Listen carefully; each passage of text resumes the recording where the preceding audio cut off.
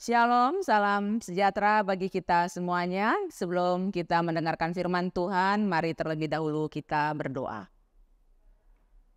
Terima kasih Tuhan, pada hari ini Kau izinkan kami menikmati hari yang baru. Kami ingin mengisinya seturut dengan kehendak-Mu. Maka bukalah hati dan pikiran kami agar kami bisa memahami firman yang akan kami dengarkan, terlebih mampu untuk kami laksanakan. Dalam Yesus kami berdoa. Amin. Saudara-saudariku, firman Tuhan menyapa kita pada hari Senin 7 Agustus 2023, tertulis dalam kitab Yehezkiel pasal 34 ayat 12. Demikian bunyinya. Seperti seorang gembala mencari dombanya pada waktu domba itu tercerai dari kawanan dombanya, begitulah aku akan mencari domba-dombaku dan aku akan menyelamatkan mereka dari segala tempat kemana mereka diserahkan pada hari berkabut dan hari kegelapan. Demikian firman Tuhan. Saudara-saudariku yang dikasihi Yesus Kristus, kitab Yehezkiel adalah kelompok dari nabi-nabi kecil yang memberitakan tentang hal-hal yang harus dilakukan oleh bangsa Israel karena mereka sebentar lagi akan dibuang oleh Tuhan ke Babel disebabkan dosa kesalahan mereka yang membuat mereka tercerai-berai dalam kehidupannya. Mereka tercerai-berai karena dipimpin oleh penguasa-penguasa yang tidak takut akan Tuhan. Baik penguasa sekular, baik penguasa rohaniwan yang memimpin mereka tidak memiliki hati yang dipenuhi oleh kasih, sehingga mereka memimpin hanya untuk keuntungan dirinya sendiri. Mereka tidak peduli kalaupun kawanan-kawanan domba atau masyarakat pada saat itu tercerai-berai. Yang penting mereka memperoleh keuntungan yang memenuhi pundi-pundi mereka. Maka dari itu Yehezkiel mengingatkan bahwa masih ada Tuhan yang sangat peduli kepada umat ciptaannya. Dan dia mengutus hamba-hambanya, salah satunya adalah Yehezkiel. Kepada umat Israel pada saat itu disampaikan bahwa Allah telah mengutus gembalanya untuk mengumpulkan kawanan domba, yang mana kawanan domba ini sudah berjalan mengarah kepada kegelapan, sudah mengarah kepada kondisi yang berkabut yang membuat mereka nanti akan kesasar di tengah jalan. Maka diingatkan bahwa kita harus paham siapa sebetulnya yang harus kita ikuti. Kita boleh memiliki pemimpin. Marilah hormati pemimpin kita secara proporsional. Kita harus takut, kita harus hormat kepada pemimpin kita, tapi kita harus lebih takut kepada Allah.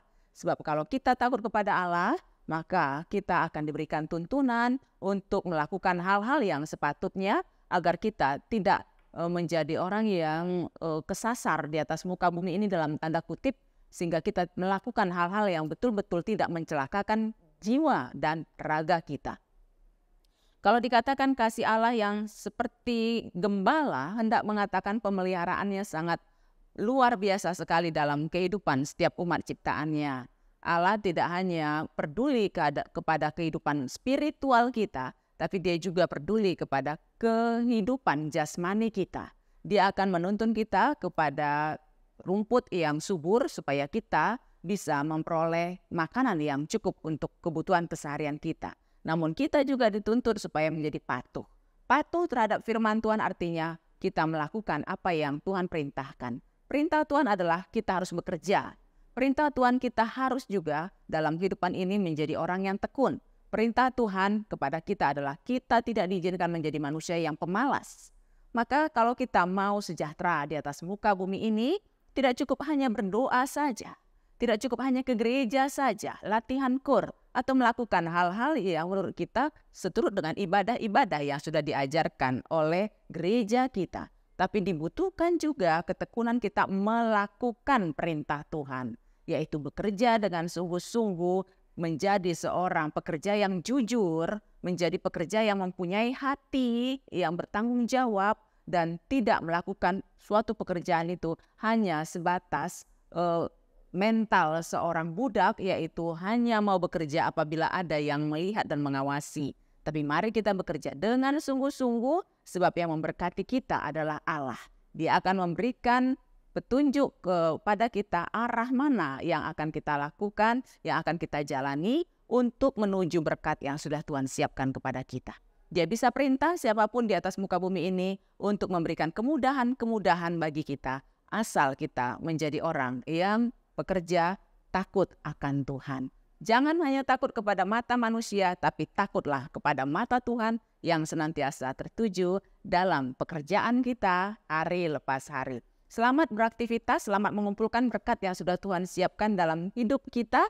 Maka marilah kita senantiasa menjadi pelaku firman dalam aktivitas kita, khususnya dalam satu hari ini. Tuhan Yesus memberkati kita semua.